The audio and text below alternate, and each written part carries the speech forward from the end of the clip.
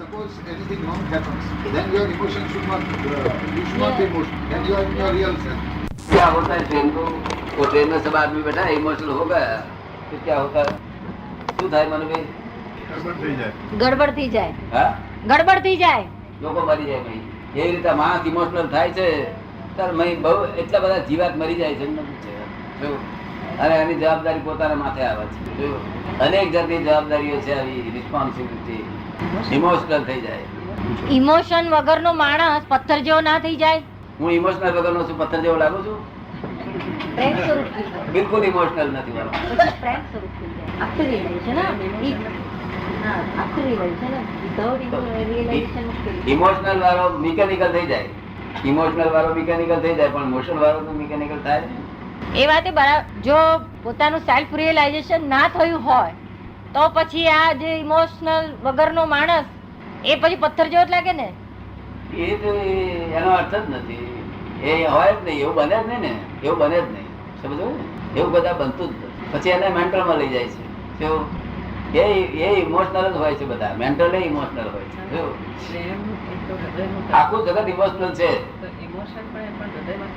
એ કે છે આ પ્રેમ સ્વરૂપ જે છે પ્રેમ સ્વરૂપ એ પણ કે છે કે હૃદયમાંથી આવે છે અને ઇમોશનલ પણ હૃદયમાંથી જ આવે ના, છે એ પ્રેમ નહીં એ પ્રેમ જે પ્રેમ સ્વરૂપ એવો આવે તે નહીં પ્રેમ તો શુદ્ધ પ્રેમ હોવો જોઈએ શું જે પ્રેમ ને આ મારા મને ચડાવે તોય મારો પ્રેમ એટલો જ રહે અને કોઈ ગાળો પડે તો એટલો રહે એવું શુદ્ધ પ્રેમ હોવો જોઈએ જો ઘટવત ના થાય જે પ્રેમ ઘટે નહીં વધે નહીં તમે મને 20 વર્ષે મળો તો પ્રેમ નહીં વધે ઘટે પ્રેમ તેનો તે જ દેખાય તો દુનિયાવી પ્રેમ પતંગ આ તો જગત માં પ્રેમ છે જ નહીં કોઈ જગ્યાએ પ્રેમ આ તો આસક્તિ છે આ તો જીવડાની આસક્તિ છે શું છે પ્રેમ તો શુદ્ધ પ્રેમ એ જ પરમાત્મા છે અમારો શુદ્ધ પ્રેમ છે માટે લોકોને અસર થાય લોકોને ફાયદો થાય નહીં ફાયદો જ ના થાય જ્યાં સુધી કઈ પણ ઘાટમાં છે કઈ પણ કઈ જરૂરિયાત છે કઈ ભિક્ષુક છે ત્યાં કશું કામ થાય તો જ્ઞાની પુરુષ તો કોઈ રીતના ભિક્ષુક ના હોય એને વિષયોની ભીખ ના હોય એમને લક્ષ્મીની ભીખ ના હોય માનની ભીખ ના હોય કીર્તિની ભીખ ના હોય કશું કોઈ જાતની ભીખ ના હોય કોઈ ચીજ જોઈતી ના હોય એમને કારણ કે આખા બ્રહ્માંડના સ્વામી થઈને બેઠેલા હોય તેને બેઠેલા હોય આખા બ્રહ્માંડના સ્વામી થઈને બેઠેલા હોય કારણ કે આ દેહનું સ્વામી પણ છૂટી જાય તો જ બ્રહ્માંડનો સ્વામી થાય તમારું દેહનું સ્વામી પણ છૂટશે તમે બ્રહ્માંડના સ્વામી થઈ જશો આ દેહનું સ્વામી પણ છૂટ્યું નથી ને ખબર નથી પડતી દેહનું સ્વામી પણ છૂટવું જોઈએ મનનું સ્વામી પણ છૂટવું જોઈએ વાણીનું સ્વામી પણ છૂટી જવું જોઈએ ત્યારે બ્રહ્માંડનો સ્વામી થાય અને તે દરેક ને છૂટશે તમને છૂટશે બધાને આ સ્વામી પણ તમારે છૂટી જાય એટલે તમારું બ્રહ્માંડના સ્વામી જ છે આ તો આ પ્લોટ મારો એ સ્વામી પણ છે ત્યાં સુધી અહીં શું કેટલા પ્લોટ રાખ્યા તમે એક હતો તે આપી દીધો છોકરાના નામે કરી દીધો આઈ હેવ નથિંગ નાઉ હવે કશું નથી રિટાયર થયા પછી તરત જ અહીંયા અમદાવાદ પ્લોટ નહીં પણ બંગલો છે ફ્લેટ છે આત્મજ્ઞાન થાય ત્યારે ત્રણેય લોક આખા બ્રહ્માંડનું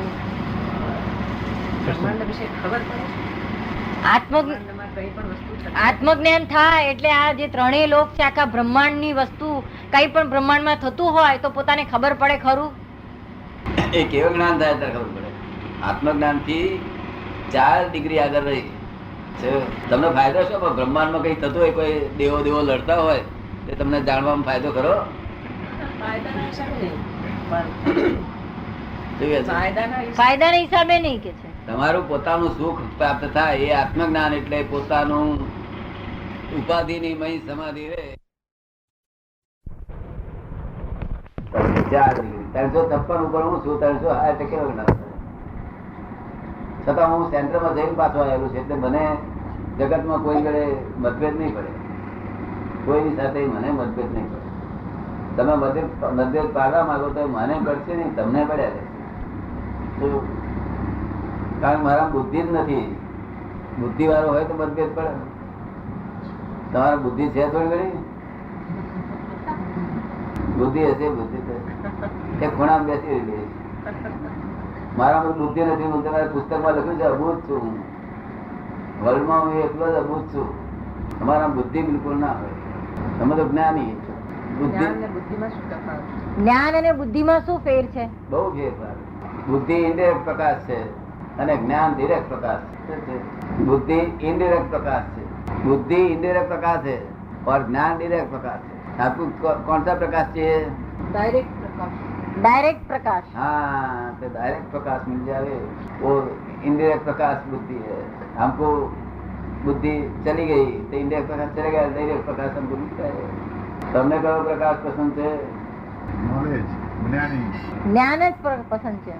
મને હજુ મને ભેદ નહીં સમજાયો ડિરેક્ટ પ્રકાશ એટલે શું? ઇનડાયરેક્ટ પ્રકાશ કેવી રીતે પડે છે તે તમને સમજાવું. આ સૂર્યનારાયણનું અજવાળું દાખલો આપું છું, એને સિમિલી આપું છું. એની સિમિલી થઈ શકે એમ નહીં, પણ બીજું તમને રસ્તો બતાવવા માટે, તમને સંજ્ઞા બતાવવા માટે સંજ્ઞા બતાવું છું. ત્યાં અરીસો મોટો હોય અને સૂર્યનારાયણનું અજવાળું એની પર પડે, એ સૂર્યનારાયણનો ડિરેક્ટ પ્રકાશ કહેવાય. એની પર અરીસા ઉપર, અને અરીસામાંથી જે રસોડામાં પ્રકાશ પડે અરીસાનું, એ તમે ઇનડાયરેક્ટ પ્રકાશ છે. એ ઇનડાયરેક્ટ પ્રકાશ એ બુદ્ધિ છે અને ડિરેક્ટ પ્રકાશ એ જ્ઞાન છે. તો ડિરેક્ટ પ્રકાશ આપણા અંદર શું છે? બહાર તો અરીસો છે, આ બાજુ સૂર્યની જગ્યાએ આત્મા છે માનો ને, તો વચ્ચે અહીં કયું મીડિયમ છે? તો અહીં ઇગોઇઝમ ના મીડિયમ થ્રુ આવે છે. શું થાય છે? જેવો જેવો ઇગોઇઝમ તેવું એને બુદ્ધિ ઉત્પન્ન થાય. ઇગોઇઝમ ના મીડિયમ ના થ્રુ આવે છે. સમજાય આપને? એમાં કઈ તમને સમજાય? અહમની થ્રુ આવે છે. બરોબર સમજાયું નથી? ના બરોબર, અહમ ની થ્રુ આવે છે, બરાબર ના સમજ્યું. જેવો ઇગોઇઝમ હોય ને એ ઇગોઇઝમ ના થ્રુ આ લાઈટ જાય, તે ઇગોઇઝમ ની બહાર નીકળે એટલે ઇગોઇઝમ ના આકારે હોય એને તે છે તે મીડિયમ, એટલે ઇનડિરેક્ટ પ્રકાશ થઈ જાય. પછી ડિરેક્ટ ઇગોઇઝમ પર પડે અને ઇગોઇઝમ માંથી થ્રુ પસાર થઈને તમને કામ લાગે. તો ઇનડિરેક્ટ પ્રકાશ થી આ બધું ચાલી રહ્યું છે બુદ્ધિ, અને બુદ્ધિ મોક્ષે જવા ના દે. બુદ્ધિ સંસારમાં જ ભટકાય કરે. બુદ્ધિ ક્યારે મોક્ષે જવા દે? કે એ બુદ્ધિ સમ્યક કરે થાય, સમ્યક થાય. સમ્યક એટલે સમ્યક જ્ઞાની પુરુષ ની પાસે, કે અગર કોઈ સંત પુરુષ ની પાસે ગયો હોય ને તો બુદ્ધિ સમ્યક થઈ હોય તો એ બુદ્ધિ મોક્ષે લઈ જાય. બાકી બુદ્ધિ હંમેશા રઝળ પાટ જ કરાવડાવે, ઇમોશનલ સ્વભાવની છે.